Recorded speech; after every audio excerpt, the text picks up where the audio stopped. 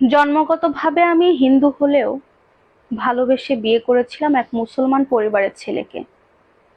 প্রথম দিকে আমার পরিবার এই বিয়েতে মত না দিলেও পরবর্তীতে আমি ভালো থাকবো, আমি সুখে থাকবো, সেই কথা চিন্তা করে তারা এই বিয়েতে মত দেয়। দেখতে দেখতে আমাদের বিয়ে হয়ে যায়। বিয়ে হওয়ার পরে খুব সুখে দিনগুলো পার করছিলাম। বিয়ের যখন আমার 1 মাস বয়স হলো, ঠিক সেই মুহূর্তে আমার হাজবেন্ড আমার কাছে একটা আবদার করলো। সে বলল আমি যেন তাদের মুসলমান ধর্মে চলে আসি, আমার হিন্দু ধর্ম ত্যাগ করে। আমি সেই মুহূর্তে একটাবারও আমার কোনো কিছু দিক বিবেচনা না করে, শুধুমাত্র আমার স্বামী বলেছিল বলে আমি মন থেকে হিন্দু ধর্ম ত্যাগ করে মুসলমান ধর্মে চলে এসেছিলাম। আলহামদুলিল্লাহ, আমি ভালোবেসে মন থেকে কিন্তু এই ধর্মটা গ্রহণ করেছি, কারণ এই ধর্মের ছেলেকে যখন আমি ভালোবেসে বিয়ে করতে পেরেছি, আমার মনে হয়নি যে ধর্ম পরিবর্তন করে আসাটা আমার জন্য খুব বেশি কষ্টের হবে।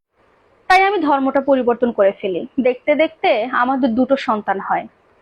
প্রথমটা মেয়ে এবং পরেরটা ছেলে হয়। দুজনকে একটা ভালো স্কুলে ভর্তি করিয়ে দিয়ে ওরা পড়াশোনা করতে থাকে। এভাবে দেখতে দেখতে আমাদের 10টা বছর পার হয়ে যায় সংসার জীবন। এই 10 বছর সংসার পার হওয়ার পরে হঠাৎ একটা কালো ছায়া আমার জীবনে এসে পড়লো। একদিন অফিস থেকে আমার হাজবেন্ড হঠাৎ করে এসে বলছে, তোমার সাথে আর সংসার করতে পারবো না। কথাটা শুনে বুকের ভেতরে মোচড় দিয়ে উঠলো। প্রথমবার বললাম, তুমি এই সমস্ত মজা করো না, আমার কিন্তু খুব ভয় করে। তখন সে আমাকে বলল, দেখো আমি মজা করছি না, তোমার সাথে আমি সংসার করতে পারবো না। এই কথাটা শুনে মনে হলো আমার পায়ের নিচে থেকে মাটি সরে গেল। ওকে বললাম, তুমি কি বলছো এগুলো? আপনাদের বলে রাখা ভালো, আমার হাজবেন্ড একটা কর্পোরেট অফিসে জব করে। সে আমাকে তখন বলছে, সত্যি বলতে গত 4 বছর ধরে আমার অফিসের মেয়ে কলিগের সাথে আমার অ্যাফেয়ার চলছিল।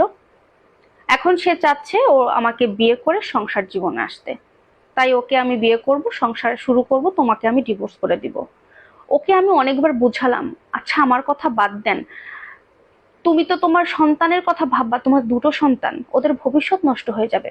তুমি প্রেম করেছো, যা করেছো করেছো, আমাকে যে মানে এত সুন্দর করে ঠকিয়েছো, আমি এই 4টা বছর বুঝতেও পারিনি যে তুমি আমাকে ঠকিয়ে অন্য একটা মেয়ের সাথে সম্পর্কে আছো। আমি বিন্দু পরিমাণ বুঝতে পারিনি। সব ছেড়ে দিলাম, তুমি সম্পর্কটা আর আগাবা না, তুমি এই পর্যন্তই রাখো। কিন্তু সে আমাকে বলে দিল, আমি তোমার 2 সন্তান আর তোমার কারোর দায়িত্ব নিতে পারবো না। এই কথা শোনা মাত্র আমি আমার হাজবেন্ডকে আর এতটুকু বোঝাতে চাইনি, তাকে আমি ছেড়ে দিয়েছি। সে চলে যায় বাড়ি থেকে। ঠিক 3 দিন পরে আমি জানতে পারলাম আমার হাজবেন্ড ওই মেয়েটাকে বিয়ে করে তার অফিসের ঠিক পাশেই একটা ফ্ল্যাট ভাড়া করে সেখানে সংসার শুরু করেছে। যেহেতু আমার কোনো ইনকাম ছিল না, তাই আমি বাবার বাড়িতে আসতে বাধ্য হই। আমার বাবা আমাকে 3 মাস চালায়, আমাকে এবং আমার দুটো সন্তানকে। এর মধ্যে আমি একটা জব ম্যানেজ করি। সেই জবটা দিয়েই আমি আমার এবং আমার 2 সন্তানের খরচ চালাই। ওদেরকে যে স্কুলে ভর্তি করিয়েছিলাম সেখান থেকেও ছাড়িয়ে নিতে হয়, কারণ সেখানকার ফিস দেওয়া আমার পক্ষে সম্ভব হচ্ছিল না। তাই একটা ছোটখাটো স্কুলে ভর্তি করিয়ে দিই। আজকে প্রায় 4টা বছর চলে গেছে। এই 4 বছরে আমার হাজবেন্ড একটা বারের জন্য খোঁজ নেয়নি তার সন্তানের। আমার কথা তো ছেড়েই দিলাম।